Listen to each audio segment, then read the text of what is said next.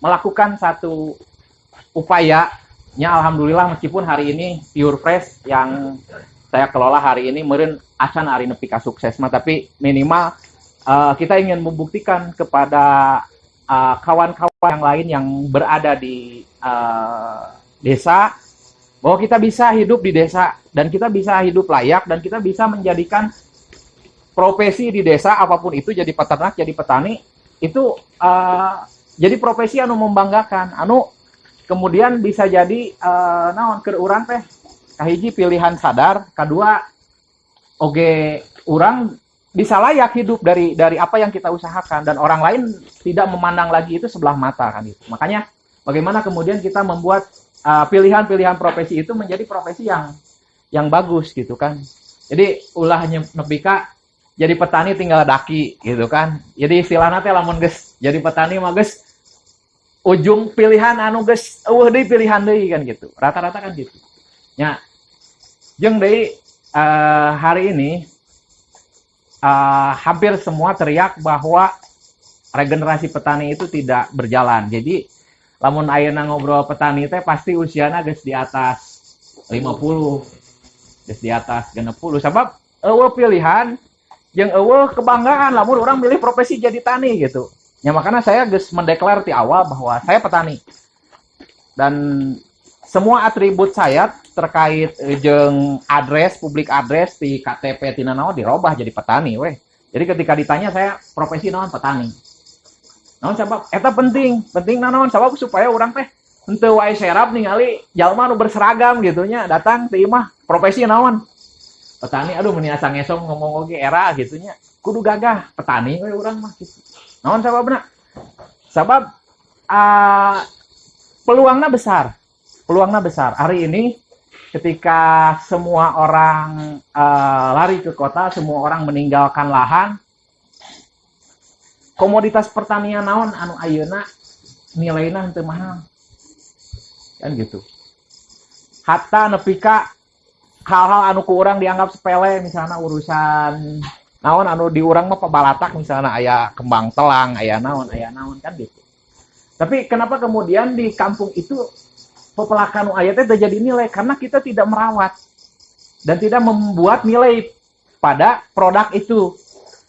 Nah, makanya saya lebih spesifik karena ternak gitu kan, karena memang di wilayah kami di Desa Petir Hilir, terutama di Rancawiru, setelah kita mengkaji lahan, terus lingkungan dan lain sebagainya, ya untuk kita menanam tanaman pangan anu lebih luas, misalnya kita tidak ada lahan. Terus untuk kita bergerak di bidang-bidang yang lain kurang cocok, karena saya juga sebelum sampai akhirnya berlabuh di peternakan itu sudah melakukan banyak percobaan mulai palawija, tanaman pangan, terus perikanan dan lain sebagainya. Nah, akhirnya spesifik lokasi di sini masih memungkinkan untuk peternakan. Ya, akhirnya kita memilih peternakan sebagai pilihan sadar untuk nyeun pausahaan di Palemuran gitu. Ya, teman-teman yang lain sesuai spesifik lokasinya mungkin di teman-teman di Ciawitali mah Kang Nandar milihnya karena perikanan karena dia punya sumber mata air anu sepanjang tahun mengalir. Kan gitu. Atau teman-teman lain aya anu di tanaman kayu keras, aya anu di tanaman buah tahunan dan lain sebagainya. Nah, itu kan sebenarnya apapun pilihannya, apa yang dibutuhkan oleh masyarakat secara luas kita bisa lakukan. Nah kemudian orang hente bergerak maju kan gitu. Pertanyaan anak dari dulu oge anu ternak teh loba masyarakat teh geus puluhan tahun di urang teh di masyarakat urang teh. Tapi kunaon geus 10 tahun ternakna ngan ukur 5 10 tidak kemudian bertambah karena tidak di-upgrade dengan ilmu pengetahuan sehingga kemampuan dia untuk beternak, kemampuan lahan untuk menyediakan pakan, kemampuan kandang untuk menampung ternakna bisa di-upgrade. Nah, ini hanya peluang-peluang ini hanya bisa ditangkap oleh kita yang teman-teman muda. Mohon maaf karena ilmu pengetahuan itu terus berkembang. Pola kebutuhan konsumen, perilaku konsumen anu membutuhkan produk-produk pertanian itu terus berubah sehingga standar-standar teh beki luhur gitu. Lamun baheula mah cek paribasana ngingo mbe hiji sakitu nah dijual ke pas ari rek lebaran haji wungkul gitu kan. Pada akhirnya ternyata dari kambing itu dia punya potensi yang banyak. Aya susuna, aya dagingna, aya komposna. Dengan sentuhan yang lain dari sisi pengelolaan dan lain sebagainya, ternyata aya potensi lain. Oke, aya potensi orang datang melihat dan belajar. Aya potensi wisata. Aya potensi studi. Jadi orang mah henteu diniatkan bahwa ia jang tempat wisata dan lain sebagainya. Kita berproduksi dengan baik, kita melakukan upaya-upaya peternakan dengan sesuai kaidah-kaidah keilmuan yang baik. Akhirnya dengan sendirinya itu menciptakan satu destinasi, satu. Jadi tekudu di desa-desa ayeuna urang kabeh lumpat nyun desa wisata dan lain sebagainya. Judulna geus gede tapi jerona eueuh kan gitu. Tapi lamun ayeuna masyarakat berpikir bagaimana berproduksi, produksi pertanian, produksi pangan dan lain sebagainya ditata, diklasterkeun, disentrakeun sehingga itu menjadi layak untuk dilihat, menjadi layak untuk dikunjungi. Secara otomatis kita tanpa mengeluarkan biaya yang besar untuk infrastruktur dan lain sebagainya, geus jadi daya tarik wisata kan gitu. Cenah ayeuna loba nu datang. Akses jalan butut da jalma beki loba datang, daek teu daek desa bakal era sorangan.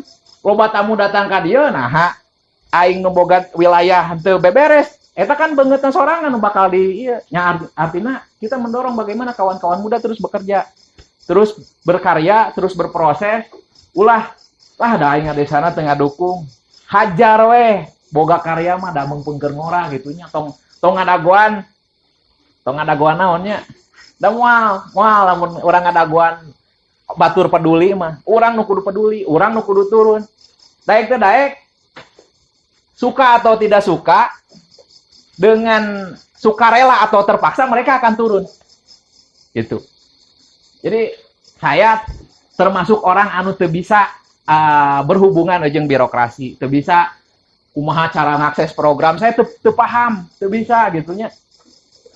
Jadi ngareka-reka kumaha carana supaya menerang bantuan program dan lain sebagainya. Saya tidak bisa. Maka satu-satunya cara saya terhubung dengan orang-orang anu duduk di pemerintahan adalah berkarya. Ketika kemudian karya saya tumbuh dan lain sebagainya, akhirnya mereka membaca, didinya aya komunikasi. Naon atuh butuhna. Yang artinya kita sebenarnya lamun boga karya jeung nu boga hasil karya mah aya hargana. Artinya saya tidak sedang ingin membanggakan diri dan saya tidak sedang ingin membuat sesuatu anu kita hanya bercerita bagaimana kemudian kita merintis dan mencoba untuk berkarya. Dan hari ini alhamdulillah beberapa karya kita, pekerjaan-pekerjaan kita banyak diapresiasi juga oleh teman-teman di pemerintahan, juga di teman-teman yang lain, sehingga kita lebih percaya diri dan kita lebih punya muka untuk bisa berhadapan dengan siapapun. Karena yang berbicara karya, tidak lagi kita kudu make up, kudu ngabentengan dan lain sebagainya, kudu nutupan kekurangan. Kita berbicara apa adanya, apa yang kita lakukan, apa yang kita kerjakan, apa harapan-harapan kita ke depan, sehingga ketemulah dengan orang-orang yang pada akhirnya sama gitu kan. Dan pada akhirnya cai bakal ngariung jeung cai, minyak bakal ngariung jeung minyak. Nya kita selalu berpikir melihat keluar. Da urang mah support, da urang mah Nah, jadi polana kudu dibalik ulah loba lah, tapi kudu loba cacakan gitu nya. Urang mah henteu. Lamun aya masalah teh cacakan urang mah kondisina serba terbatas, tapi kemudian orang punya daya kreativitas. Aya nilai anu cukup kuat di masyarakat nyata motekar gitunya, kreatif dina urusan keterbatasan teh urang ngalahirkeun kreativitas gitu. Jadi kadang di urang mah kemiskinan melahirkan kekufuran, cek saya kemiskinan melahirkan kreativitas ku sabab miskin urang teh teu boga nanaon, jadi kreatif sagala we diupayakeun. Jadi boga nilai, boga karya gitu. Entong dijadikan kemiskinan, ketidakmampuan, ketidakberdayaan orang jadi alasan. Tapi kudu jadi alasan orang ke pemicu orang bergerak lempang. Per hari ini luas lahan produktif di Indonesia terutama sawah itu 1 meter persegi harus menghidupi 6 sampai 7 orang. Jadi sawah beuki eueuh nya. Pertanyaan lagi beuki eueuh deh. Ari anu beuki keneh sangu namahan. Jadi kebayang lah. Jadi aya nggak tahu PPL, Pak Topan ini nggak tahu PLP. Bapak ini PPL apa PLP? Multifungsi. Kalau PPL kan penyuluh pertanian lapangan, kalau PLP penyuluh langkah pertemuan. Ya faktanya kan ulah mau dikritik. Jadi 1 meter persegi, 1 meter persegi kira-kira Pak Toples selama menghasilkan pare seberapa kilo? 1 meter persegi yang bagus saja itu 2 kilo 8 on gabahnya dan dijen beas. Nah itu harus menghidupi 6 orang selama 1 tahun. Kebayang tuh. Jadi kalau misal sekarang pemerintah ada isu impor, yaitu persoalan bagaimana pangan kita belum berdaulat. Apakah Indonesia swasembada pangan? Ya, swasembada pangan. Tapi swasembada pangan di Indonesia hanya bertahan 14 hari. Dan paling lama itu pernah terjadi tahun 2008 itu sampai 2 bulan. Di lamun panen selama 2 bulan ke depan kita nggak bakal impor. Nah sekarang lebih miris lagi 14 hari ke depan. Nah, ini perlu dipikirkan sistem kedaulatan pangan di kita. Kalau orang tua kita dulu kan panen per hari ini tuh masuk ke leuit. Anu ti leuit dipindah ke goah. Anu tina goah pindah karena risung perlu ditutup karena pindah karena gentong. Jadi ada 4 lapis. Di kita sudah tidak ada lagi yang sistem pangan itu seperti itu. Selagi ayah duit bisa membeli.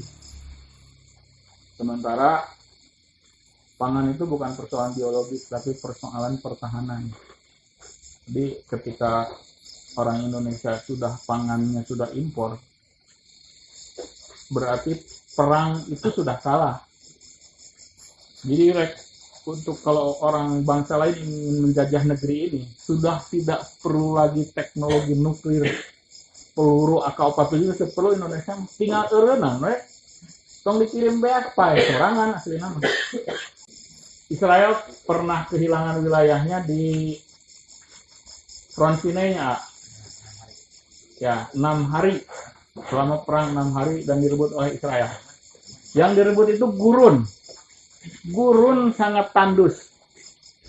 Gurun sangat tandus dikuasai selama dari 40 sekian sampai perjanjian di Camp David itu tahun 67. Nah, orang Israel ngapain di situ? Orang Israel itu dengan teknologi, dengan kemampuannya, kinu tanina gurun teh dibikin camp pertanian yang sangat subur. Untuk apa? Untuk menghidupi bangsa-bangsa Israel pada saat itu. Pasir. Tapi tiba-tiba dengan sentuhan tangan orang Israel, semua jadi hijau. Nah, pada tahun 67 kalau ya perjanjian Camp David itu antara Presiden Mesir Sadat pada saat itu dengan Perdana Menteri Israel Pohodei Ngarana difasilitasi oleh Jimmy Carter, Presiden Amerika. Dan teman-teman harus tahu bahwa Jimmy Carter itu salah satu Presiden Amerika yang aslinya petani. Dia petani kacang kedelai. Karena ada 4 presiden yang basicnya petani di Amerika. Di perjanjian damai itu Sinai dikembalikan lagi ke Mesir, tapi Israel minta waktu selama 6 bulan. Oke, kata Perdana Menteri Israel, tanah ini akan saya kembalikan ke Mesir. Tapi saya minta waktu 6 bulan. Apa yang dilakukan Israel selama 6 bulan? Menghancurkan seluruh mekanisme pertanian dan jaringan pertanian. Sehingga kembali lagi menjadi gurun. Saat itu dikasihkan kepada Israel. Dan Israel, loh kalau begini mas saya nggak mau. Loh kan dari dulu juga kan gitu. Kata Israel, kalau Anda ingin hijau seperti kembali, beli dong teknologinya dari kami. Maka abad ini negeri yang paling maju pertaniannya adalah Israel. Jadi teman-teman jangan melihat dari sisi lain ya. Kita juga bisa belajar ke Israel. Dan salah satu fasilitas Israel yang ada di Indonesia salah satunya di Subang. Ada peternakan susu perah yang biasanya terbesar di daerah panas. Coba berapa megawatt untuk menghasilkan AC supaya si sapi itu tetap dingin sehingga menghasilkan susu-susu terbaik. Orang Israel berani investasi di Indonesia. Terus kenapa mereka lebih tertarik ke dunia pangan, tidak ke teknologi seperti Silicon Valley atau kemarin kita rame-rame norek dibuka di Sukabumi kan? Lembah non? Lembah algoritma gitu. Teknologi memang penting, tetapi yang paling penting itu justru penguasaan pangan. Apakah kita harus jadi petani semua? Atau bisnismen petani semua? Tidak. Kata Kang Yuda tadi, seorang petani juga kan butuh sentuhan seniman, butuh sentuhan orang-orang sipil.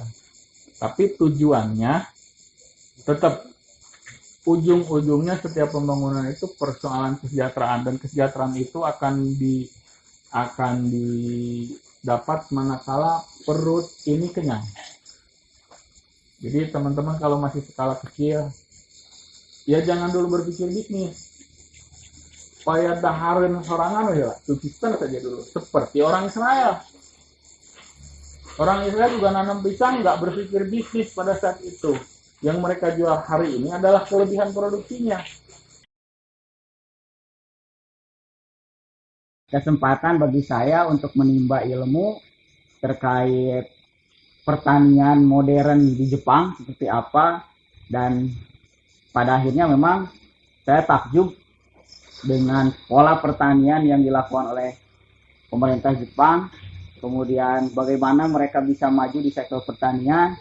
Ternyata memang banyak hal yang bisa diambil nilai-nilai positif banyak sekali yang bisa kita lakukan sebetulnya, tapi kenyataannya sampai sekarang Indonesia masih jauh sekali seperti itu. Jadi memang di Jepang itu ada semacam JA, jadi kalau misalkan dikira itu koperasi unit desa ya. Nah, organisasi itu mengurusi berbagai istilahnya keperluan yang dibutuhkan oleh petani, termasuk lahan. Jadi tadi terkait lahan, di sana itu misalkan ada petani nih, si A mau jual lahan. Nah, si petani itu bukan menjual langsung ke orang perorangan, tapi diinformasikan dulu ke Japan Agriculture itu, ke kelembagaan khusus yang menangani tentang petani dan pertanian. Nanti ke depannya itu di lembaga tersebut itu mengadakan semacam iklan atau promosi. Jadi ada tanah di sini, sebidang tanah harganya sekian dari cocok untuk dan lain-lain. Nah, nanti jatuhnya itu kembali lagi ke petani lagi seperti itu. Nah, itulah cara-cara mereka dalam rangka menjaga keutuhan lahan pertanian.